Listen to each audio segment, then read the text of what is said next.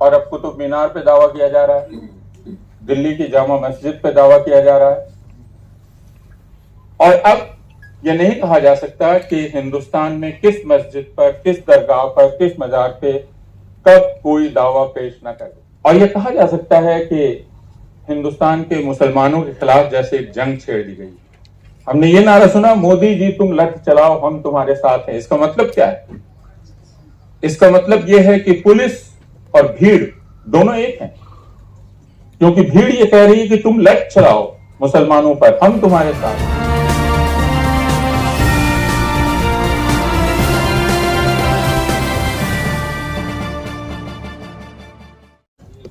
यहां जितने लोग इकट्ठा हैं उन्हें यह बताने की जरूरत नहीं कि हम आजाद हिंदुस्तान की तारीख के एक ऐसे लम्हे में मिल रहे हैं जिसमें शायद हमारे यहाँ अनेक अलग अलग पीढ़ियों के लोग हैं। इस तरह के लम्हे का सामना कभी भी हमने नहीं किया होगा।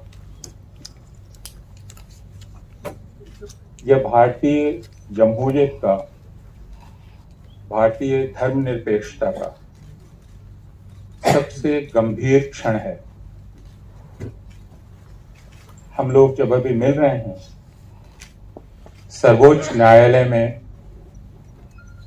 3 सदस्यों की एक पीठ इस विषय पर विचार कर रही है कि ज्ञानवापी मस्जिद में जो हालात पैदा कर दिए गए हैं उन पर आगे क्या करना है। अंदाज किया जा सकता है, जैसा पिछले 1 हफ्ते का सर्वोच्च न्यायालय का रुख रहा है, उससे कि शायद ज्ञानवापी की मस्जिद में जो नई स्थिति पैदा कर दी गई है, जिसको आप नया स्टेटस को कह सकते हैं, वह नया स्टेटस को अगली सुनवाई तक बना रहे। ये सबसे अच्छा एक अनुमान है, अंदाज है जो हम कर सकते हैं। लेकिन इसके मानी क्या है? इसके मानी ये हैं कि ज्ञानवापी मस्जिद की जो अब तक की उसकी शक्ल थी, उसकी जो अब तक की स्थिति थी 1 हफ्ता पहले तक की, उस स्थिति में तब्दीली आ गई है। ज्ञानवापी मस्जिद के एक हिस्से को सीलबंद किया गया है। ज्ञानवापी मस्जिद में पुलिस और एडमिनिस्ट्रेशन मौजूद है। और जैसा आज मैं 2 बजे के पहले, जुमे की नमाज के पहले, मेरे कान में कुछ खबरों के कुछ अल्फाज पड़े, और वो ये थे कि शायद आज वहां उपस्थिति कम हुई, लोग कम थे, तो पहले ही यथास्थिति बदल दी गई। मैं नहीं जानता हूं कि वो जो मेरे कान में आवाज पड़ी वो ठीक थी या नहीं थी, लेकिन यह कहा जा सकता है कि ज्ञानवापी मस्जिद में अब जो यथास्थिति है, यह यथास्थिति 1 हफ्ता पहले की यथास्थिति नहीं है। और सर्वोच्च न्यायालय ने पिछले हफ्ते जब उनके सामने मस्जिद कमेटी की तरफ से अर्जी लगाई गई कि आप जो निचली अदालत के सर्वे का आदेश है उसको रोकें, और उन्होंने उसको फौरन सुनने से मना किया, और उन्होंने ऐसे हालात पैदा किए जिससे सर्वेक्षण पूरा हो, और उस बीच में इस तरह की खबरें बाहर जाएं कि मस्जिद के अंदर क्या पाया गया और क्या नहीं पाया गया। तो यह कहा जा सकता है कि 1949 में तो बाबरी मस्जिद में रात के अंधेरे में चोरी चोरी मूर्तियां रखी गई थी, जिस बात को खुद सर्वोच्च न्यायालय ने कबूल किया है अपने उस फैसले में, जिसे हम में से किसी को मानने का जी नहीं करता, लेकिन हमारे पास उसको मानने के अलावा चारा नहीं, जिसमें उन्होंने बाबरी मस्जिद की जमीन हवाले की उन लोगों के जिनके बारे में खुद अदालत ने कहा कि उन्होंने 6 दिसंबर 1992 को मस्जिद गिराने का जुर्म किया है। उसको अदालत ने जुर्म कहा। लेकिन फिर मस्जिद की जमीन उन्हीं के हवाले की। अदालत ने यह भी कहा था कि 1949 में जो मूर्तियां रखी गई मस्जिद में, जिस वक्त तक मस्जिद जिंदा थी, मस्जिद मस्जिद के तौर पे थी, वहां नमाज अदा की जा रही थी, वह चोरी चोरी रखी गई थी और वह भी अपराध था। यह खुद उस फैसले में कहा गया। लेकिन अब जो हम देख रहे हैं, दिन दहाड़े हमारी आंखों के सामने अदालतों के रहते हुए एक अपराध, एक स्थिति बदली जा रही है।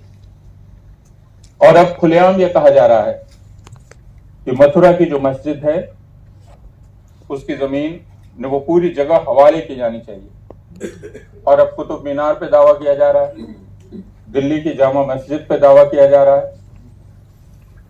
और अब यह नहीं कहा जा सकता कि हिंदुस्तान में किस मस्जिद पर, किस दरगाह पर, किस मजार पे कब कोई दावा पेश न कर दे। एक खुली छूट मिल गई। इसके साथ ही हमने नीमच में एक दरगाह के पास एक हनुमान की मूर्ति रखने का विवाद देखा। उसके आसपास हमने यह देखा कि मस्जिदों में भगवा झंडा लगाने की एक होड़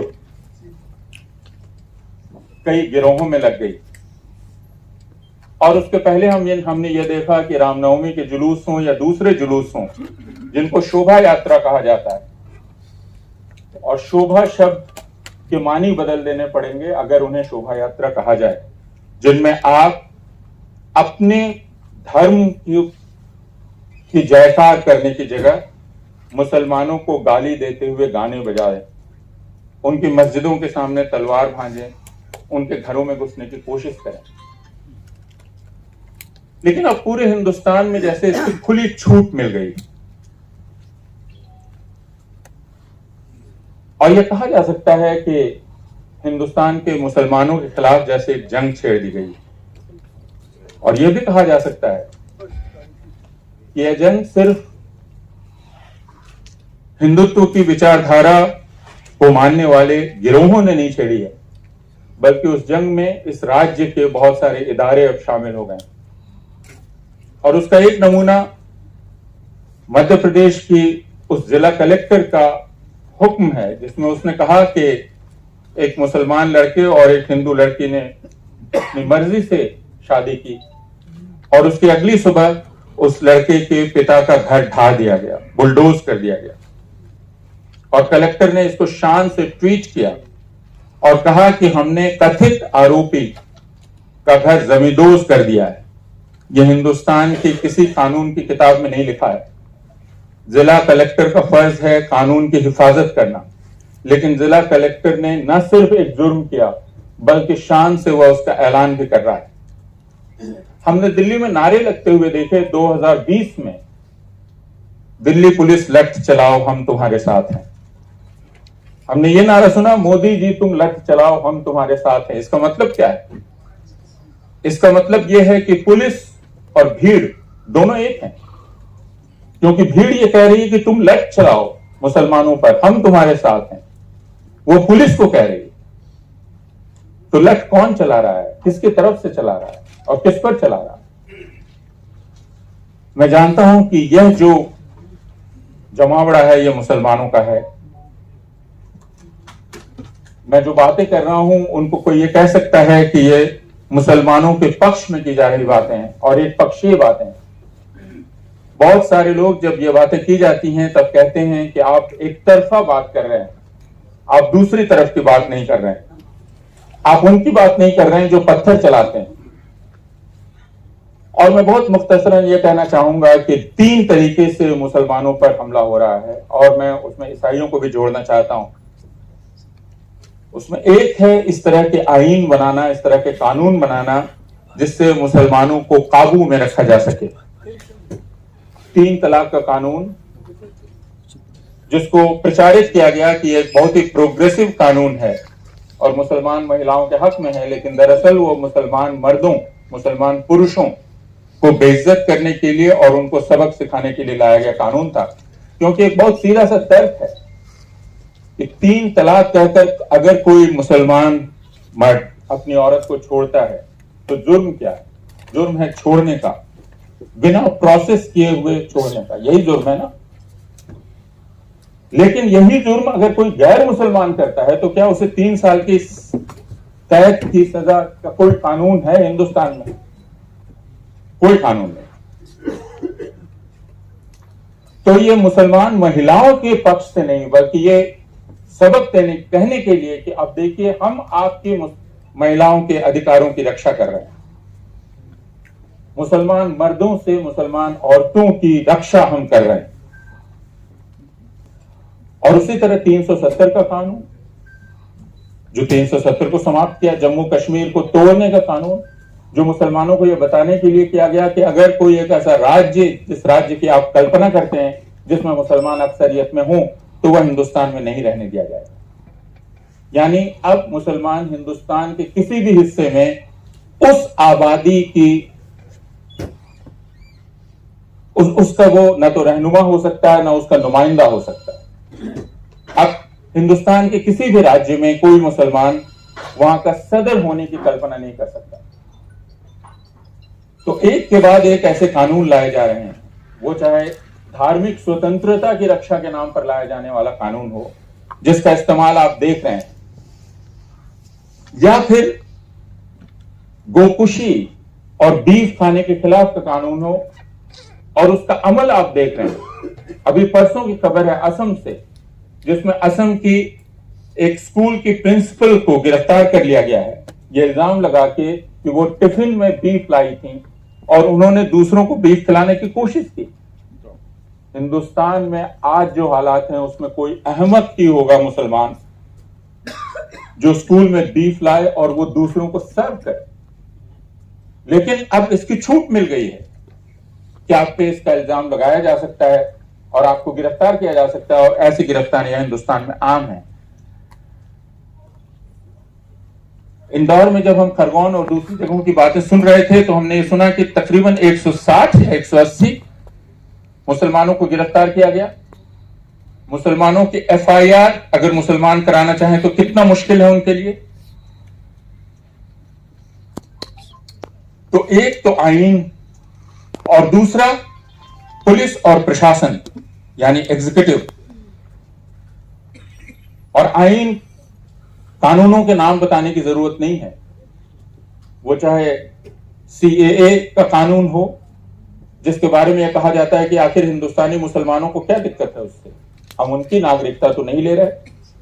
लेकिन इस हुकूमत ने बार बार यह बात साफ की है कि सीएए को आप एनआरसी के साथ मिलाकर पढ़िए। और अगर आप फिर 2 दिन पहले से असम में जो बात कही जा रही है उसको सुने, या पिछले 1 महीने से, तो यह कहा जा रहा है कि असम में जो एनआरसी बनी है उसे फाइनल ना समझा जाए। और अभी हाल में भारत के गृह मंत्री ने भी इसका इशारा किया है कि उसको फाइनल ना समझा जाए।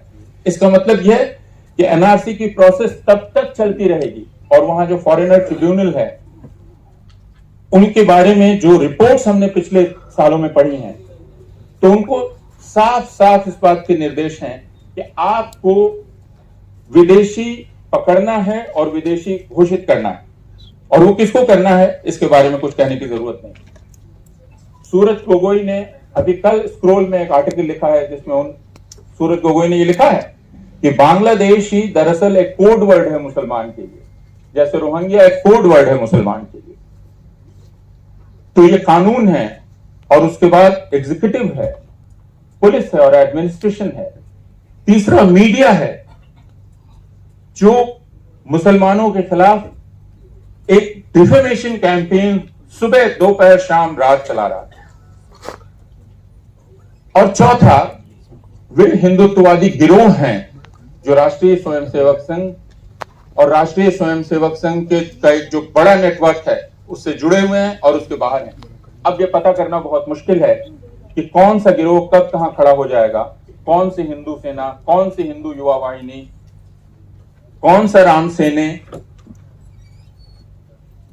और उसके लोग कब किसके घर में घुसेंगे। अब जैसे राम सेने के प्रमोद मुतालिक ने कर्नाटक में ऐलान किया कि जो ईसाई हैं वे अपने घरों में चर्च बना रहे हैं, वे अपने घरों में लोगों का धर्म परिवर्तन कर रहे हैं। अभी 2 को गिरफ्तार किया गया है धर्म परिवर्तन जबरदस्ती कराने के आरोप में, अब यह आरोप किसी पर लगाया जा सकता है। और जैसा हम देख रहे हैं कि अदालतें मुसलमानों को राहत देने के मूड में नहीं दिखाई पड़ रही, वरना सर्वोच्च न्यायालय के लिए बहुत आसान था कि 1991 के जिस धार्मिक स्थल कानून के बारे में उसने खुद अपनी राम जन्मभूमि बाबरी मस्जिद वाले फैसले में कहा कि उस कानून की पूरी तरह से उसको कहा कि उसका पालन करना जरूरी है अगर हिंदुस्तान को एक बने रहना है तो। लेकिन अब उसकी सरेआम धज्जी उड़ाई जा रही है और यह कहा जा रहा है कि यह कानून तो लागू ही नहीं होता है, और उस कानून की समीक्षा करने की अर्जी भी सुप्रीम कोर्ट में दर्ज है। तो सुप्रीम कोर्ट एक तरफ तो अगर बुलडोजिंग के खिलाफ सीपीएम के लोग जाएं तो वो ये कहती है कि हम किसी पॉलिटिकल पार्टी की बात नहीं सुन सकते, लेकिन दूसरी तरफ भारतीय जनता पार्टी से जुड़े हुए अश्विनी उपाध्याय की एक के बाद एक अर्जियां सुप्रीम कोर्ट सुनती है, कबूल करती है, उनको सुनने लायक मानता है। तो मैं ज्यादा ब्यौरों में नहीं जाऊंगा, मैं सिर्फ ये कहना चाहता हूं जो बात आप जानते हैं कि हालात बहुत संगीन हैं, उसका एहसास हमें है और इसमें हम सबको तय करना है, मुसलमानों को, ईसाइयों को, गैर मुसलमानों को, गैर ईसाइयों को, कि उनका फर्ज क्या है। और इसमें दो तरह की सूरत पैदा हो सकती है, एक जिसमें लोग ये कहें कि अब सेक्युलरिज्म की बात करना बेकार है और हमें अपनी लड़ाई खुद ही लड़नी है। इसमें तो कोई दो राय नहीं कि आपको आपकी लड़ाई लड़नी है, लेकिन ये ध्यान रहे, और ये मैं पूरी जिम्मेदारी के साथ कह रहा हूं, और मैं कोई लीपापोती नहीं करना चाहता, मैं ये नहीं करना चाहता कि अभी जो हो रहा है उससे हिंदुओं को ही नुकसान होगा, जैसा बहुत सारे लोग कहते हैं। मैं साफ साफ कहना चाहता हूं कि निशाना मुसलमान और ईसाई हैं और हिंदुओं को ही नुकसान होगा, क्या होगा अभी उसके बारे में बात करने को कोई मतलब नहीं। लेकिन सेक्युलरिज्म से बेहतर उसूल हमारे पास नहीं है अगर हम ये लड़ाई लड़ना चाहते हैं तो, क्योंकि आखिरकार भारतीय जनता पार्टी, राष्ट्रीय स्वयंसेवक संघ और उससे जुड़े हुए तमाम गिरोह जो कुछ कर रहे हैं वो सिर्फ इसलिए कि वो हिंदुस्तान के सेक्युलर नेचर को बदल देना चाहते हैं, और हमारा फर्ज है कि हम उस सेक्युलर नेचर को बचा कर रखें। हमारी पूरी लड़ाई, हमारा पूरा संघर्ष, हमारी पूरी जद्दोजहद उसके लिए होगी। और जो कोशिश वे कर रहे हैं, और ये मैं आखिरी बात कह के खत्म करना चाहता हूं, वो ये कि हिंदुओं और मुसलमानों के बीच खाई बढ़ती चली जाए, ऐसे हालात पैदा कर दिए जाएं कि हिंदू और मुसलमान एक दूसरे से मिल ही ना सकें। हमें यह कोशिश करनी पड़ेगी